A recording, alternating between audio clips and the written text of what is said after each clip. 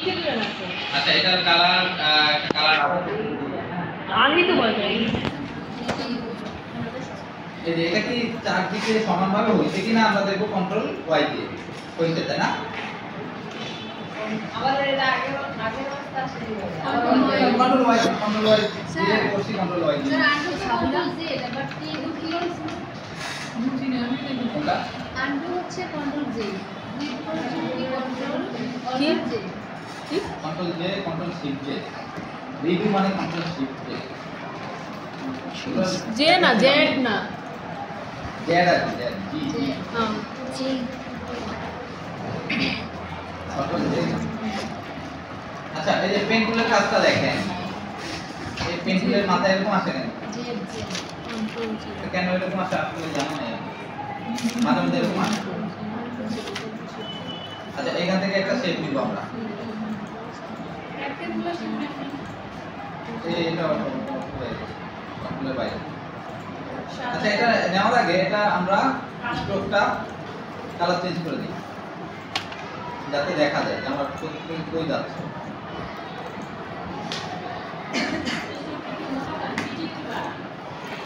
এই যে আবার লিখতে দেয় আমাদের কোশ্চেন থাকে যে এইরকম শেপগুলো কিভাবে করে আজকে আমরা করতেছি তারপর এখানে না মিলাই দিব দিদি পরে আসলে তুমি করে করতে না তো পারি না একটা এটা কিন্তু একটা শেপ হয়ে গেছে তাই না এরকম করে আচ্ছা দেখেন আমি এটা নেওয়ার পরে যে বাকি অংশটা কিভাবে কাটবো ওই যে ইয়া দিয়ে শেপ বিল্ডার সিলেক্ট করে শেপ বিল্ডারে যাব এইটাতে একটা জাস্ট অল্টার চাপলে মাইনাস আসবে অল্টার শিফট শিফট অল্টার চাপলেও সেটা দিচ্ছি এটা প্রথম যে ভিডিও করতে আবার এখন উপরের দিকে এই টাইপের দেখছেন এই টাইপের শেপগুলো পেইন্ট করে দিতে হয় অন্য কিছু দিয়ে পারবেন না এগুলো কিন্তু মডিফাই করা যায় চাইলে আপনি একটু ছোট করে দেন মডিফাই করতে পারেন আবার ধরেন এরকম হয়ে গেছে আপনার তখন আপনি চাচ্ছেন এই রেশিওটা ঠিক রাখতে কিন্তু আপনি যদি এখান থেকে টান দেন ওই যে রেশিও চেঞ্জ হয় উপরে হয় হয়তো ওই যে এই যে হয়ে গেছে হয়ে গেছে।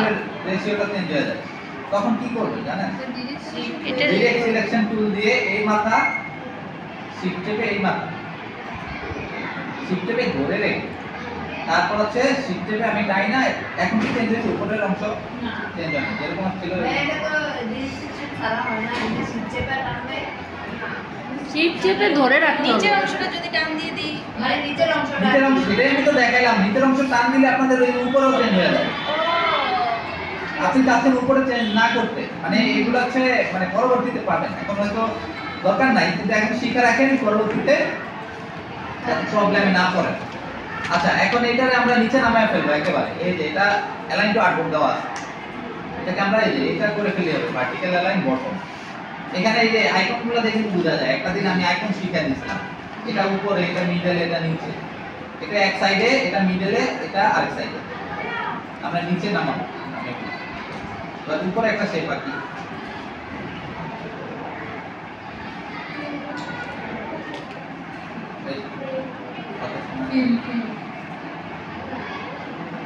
উপরে ধরেন এই শেপে আঁকি চলে গেল এটাই কপি করে এটাই না ঝামেলা না জানো না অলওয়েজ ভালো সেম হবে না তো সেম হবে না হ্যাঁ সেটাই সেম হয়ে গেলে ঝামেলা আছে সেম করবেন এই যেটা ঘুরাই দিব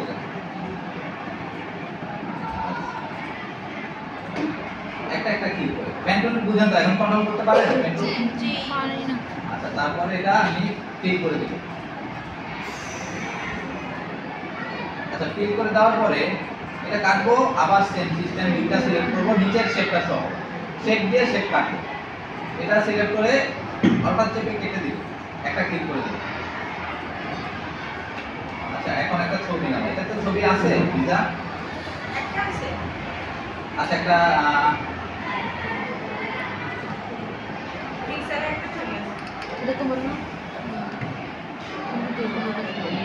বিন তারা সবাই চাপ দিছে চাপ দিয়ে এগুলোতে আপনারা এই যে এখানে আপনাদের জিমেইল অ্যাকাউন্টে লগইন দিয়ে দিন তাহলে হচ্ছে হিস্টোরিগুলো থাকবে। না না দিলে কই থাকবে এখন ব্রাউজারে জিমেল, এই যে এখানে জিমেলে লগইন দিয়ে দিবেন। দেওয়া আছে সাইন ইন দেওয়া নাই তো। নাই তো, তাহলে ডাটা সিঙ্ক হবে। এই যে এখানে আপনার অ্যাকাউন্ট চাই, এটা মাইক্রোসফট থেকে ইমেল ইনক্লুডিং জিমেল আর ফোন নাম্বার স্কাইপে, জিমেল এখানে জিমেল দিয়ে সাইন ইন দিয়ে দিবেন পাসওয়ার্ড। তাহলে আপনার সমস্ত হিস্টোরি বা হচ্ছে আপনার কাস্টমাইজ থাকবে। গুগলে যান, আচ্ছা বেশি লাইভ শর্ট বানান বলুন সন্স নতুন পুত্র নতুন হ্যাঁ ইতে রাখেন। এখানে একটা ফোল্ডার করে যে নিউ ফোল্ডার, এইখানে pictures Save image as save হচ্ছে।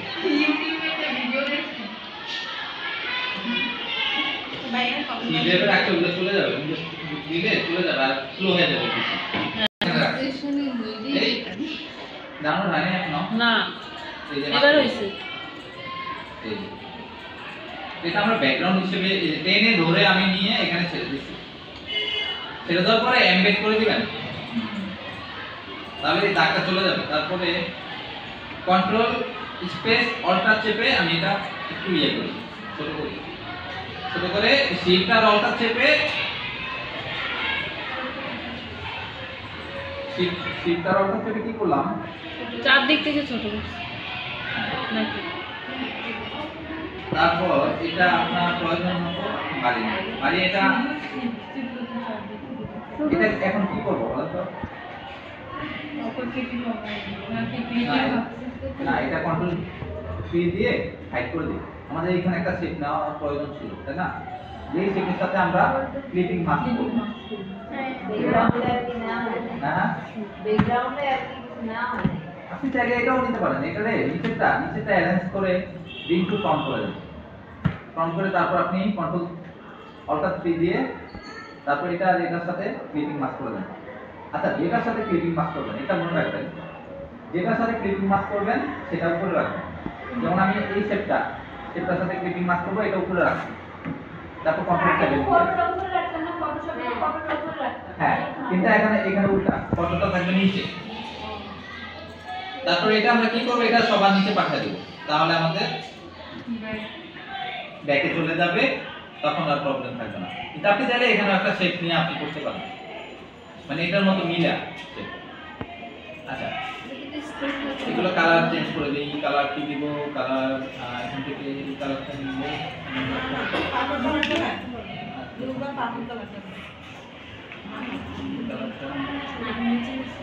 ভালো হয়নি তাই না? black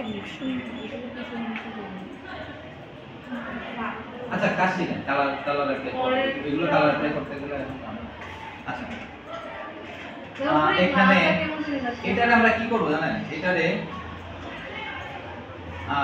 এটাকে আপনি অল্টার চেপে একটু উপরে তুলে দেন, হালকা একটু উপরে অল্টার চেপে শিফট চেপে দিয়ে এটা একটু নিচে পাঠিয়ে দেন। কন্ট্রোল সাব ব্রেকেট, কোনটা কি নিচে পাঠাইছি? যেটা উপরে তুললাম। তারপরে এটা কালার আপনি এটা দেন বা হচ্ছে এটা দেন, কপি করে অথবা এটা হোয়াইট করে দেন। আপনার এটা স্টপ করলে মানে স্ট্রোক করলে তো চারদিক হয়ে যাবে, তখন ওগুলা কাটা লাগবে। দিদি যেটা করছিলেন ওই যে আপনি মানে এক্সপ্যান্ড স্ট্রোক করছেন পরে কেমনে কাটবেন নিচে দিয়া ঝামেলা করে। অফসেট এই ঝামেলা করার দরকারই নেই, বুঝেন নাই? এটাই আমি কপি করে একটু এই যে দেখেন উপরে তুলে দিচ্ছি। হ্যাঁ অফসেট পাত দিয়ে হয় না? অফসেট পাত দেওয়া হয়, কিন্তু তখন আপনি ওই যে কাটতে হবে। এখন আমার কাটাকাটির কোনো দরকার নেই, ঝামেলায় আমি যাই না। ঠিক আছে, আপনি চাইলে সব ভাবেই পারেন। এটারে আবার একটু অল্টার চেপে একটা কপি করে নিচে নামিয়ে দিছি। নিচে নামিয়ে দেওয়ার পরে একবার মানে একটু নিচে পাঠিয়ে দিছি এটা। তারপর এটা আমি হোয়াইট করে দিব।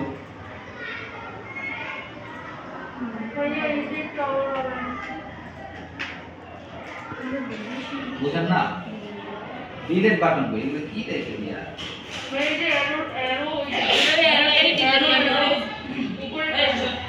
কই ডিলিট বাটন? চলে গেছে বাটন কি? এটা না নিচে আছে ও আচ্ছা নিচে এটা পাশে। তখন একটু নিচে নামায় দেবো। এখন নিচে নামায় দিতে গেলে যদি এদিকে সেদিক হয়ে যায়, এই জন্য চাপ দিই। তখন আর এদিক সেদিক হবে না। নামায় দেওয়ার পরে এটাতে কালার অ্যাপ্লাই করি, আগেই করি জান। কালার অ্যাপ্লাই করছি। এখন এটা নিচে পাঠাবো, কন্ট্রোল সাব ব্র্যাকেট ফার্স্ট যেটা নিচে চলে গেছে। ঠিক আছে?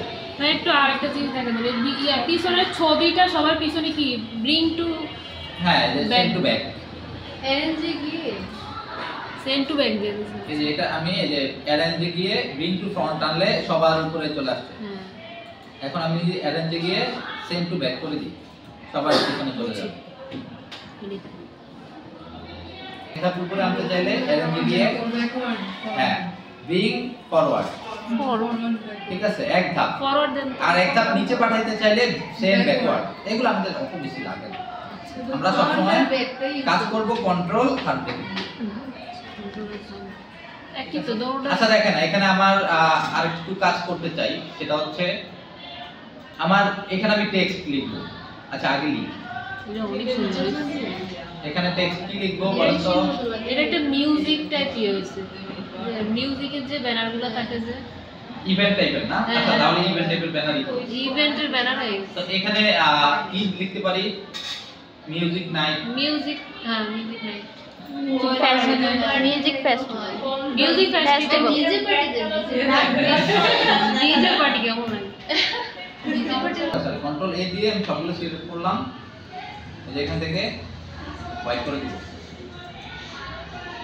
Music festival 2025। একটু বোল্ড করে দিল আর আমি তো লিখি আগে লিখি। লেখার পরে করে দিবেন। এটা তো ফন্ট আছে। না এখনো তাহলে তো আমি আছে। কেমনে ডিজাইন করব? ভাই আমাকে একটা স্ট্যাম্প করে নেন আমি তো সাইড ভাই আমি সবগুলো ডাউনলোড কোথায় রাখছিলেন? নিউ ফোল্ডারে। এই যে আছে এখানে আছে, আপনি গেছেন ডিজাইন। এই যে হেলভেটিকের ফন্টগুলো।